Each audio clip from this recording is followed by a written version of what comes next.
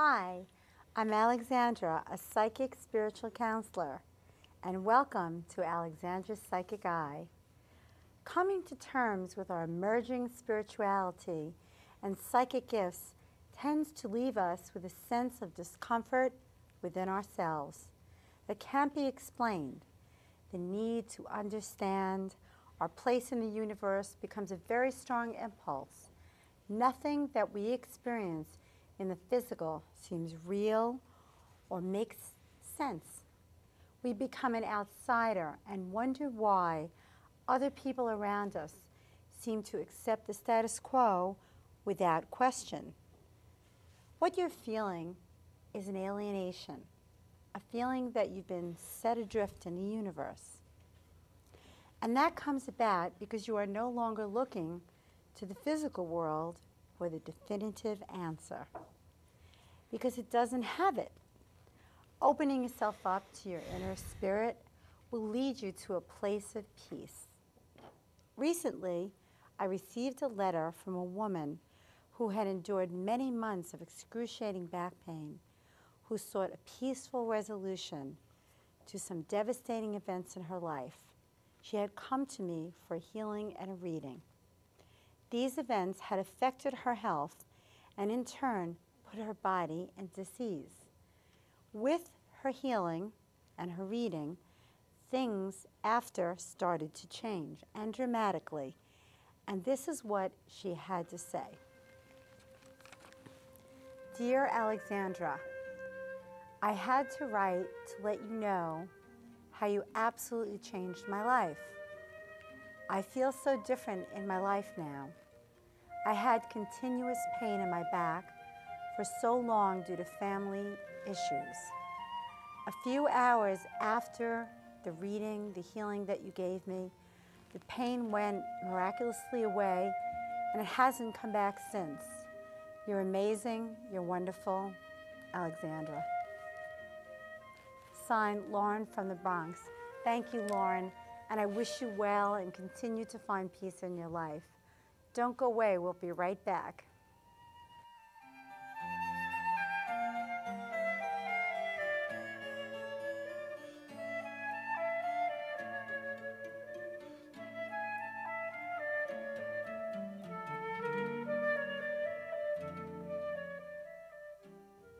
Welcome back to Alexandra's Psychic Eye.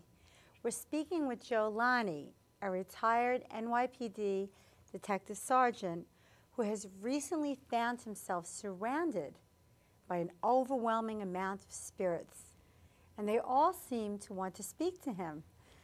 And now we're going to speak to you. How are you? Welcome back to Alexandra's Psychic Eye, and thanks for coming.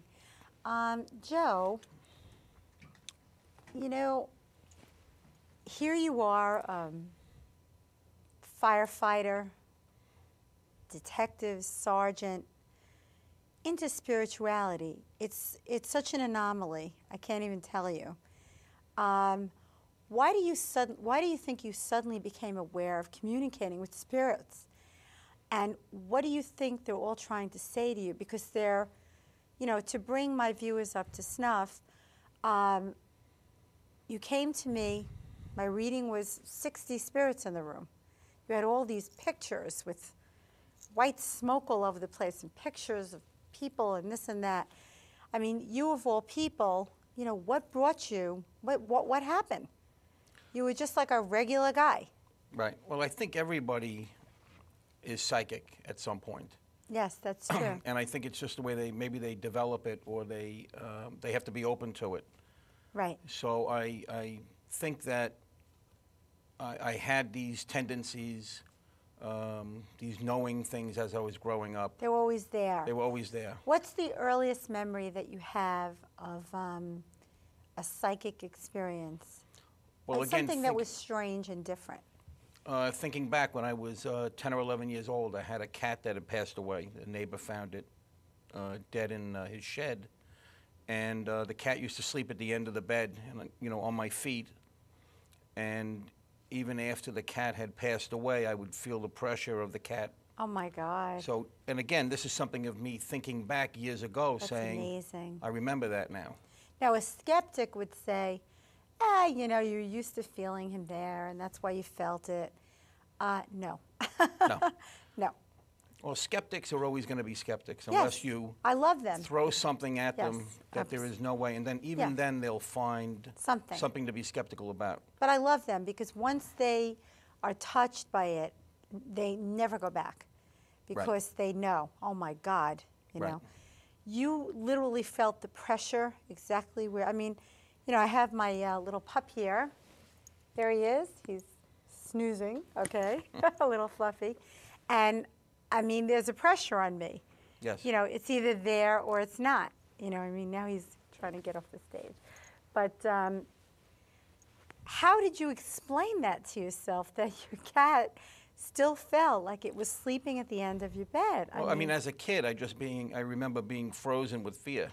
I didn't know what it was. My God. So, okay. and even to this day, I still get frozen with fear. Not you. In the condo in Florida, I had something sit on my legs when I went to sleep. What? You want to There was tell a us pressure. about that? The picture that we had shown in the other show, when I had gone to sleep that night, I felt somebody sitting on my legs, or you know, to where you would feel the pressure of the covers being pulled down on you. This was when you were sleeping. Right. Now, did you have a thought about who that was or what that was? No, actually. No. I was just lay there frozen. Terror. At the same time. I don't blame you. I think my heart would be. Right. Well. Right. You know, I'm not going to sit and say it's not, you know, scary, because it is. Yeah, it is. It's unknown. You can't see it. You hear tapping. I heard tapping on the window, and I'm several floors up, fingernails tapping. Like scratching? Well, Kind of just actually tapping. You can actually hear it on the window. like that. Right. Okay, and then did you look and nobody was there? I didn't look. You were I terrified. got up. I turned all the TVs on. Turned the lights on. Did you turn Alexandra's psychic eye on?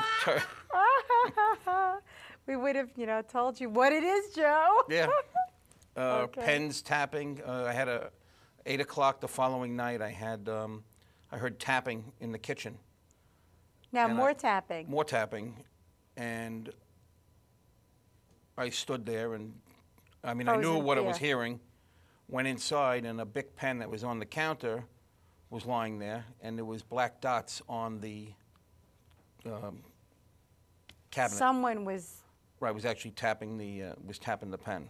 really, and there was nobody in the. Nobody there. Nobody There's nobody there. home. All I can tell you is Channel 5, the Gordon Elliott Show, some years back had given me a call and said, listen, we'd like you to do a show for us. Apparently, if you believe in this, I said, yes, I do, there is a ghost haunting in Simsbury, Connecticut, the Chart House. I said, what's going on? They said, well, waiters and waitresses are being thrown downstairs. They'll make a room up. They'll lock the room. No one goes in. There's 2 people in the whole place. And they'll open the door, you know, getting it ready for the party. And the dishes will be all over the room. And there was no crazy lunatic nut walking around. It was nothing like that. I mean, even more crazy things than that. And I did this show for them. Apparently, the house was haunted. It was lived in prior, you know, before it was the restaurant, by a Dutch husband, wife, who murdered his wife there, chopped off her head. It was a whole show. It was just unbelievable.